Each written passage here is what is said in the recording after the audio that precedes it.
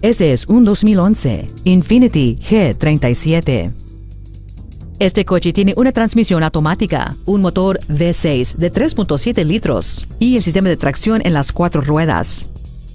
Sus características principales incluyen interfase para teléfonos móviles con tecnología Bluetooth, una cámara de vista trasera, radio del satélite XM, una suspensión trasera Multilink, sistemas de control de tracción y de estabilidad, ruedas de aleación de 18 pulgadas y faros de alta intensidad.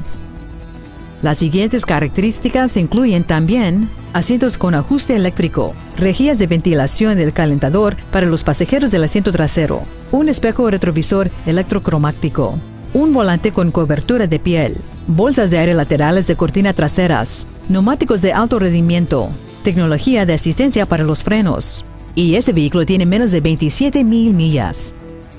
Venga hoy mismo y pruebe de manejo con este vehículo por sí mismo.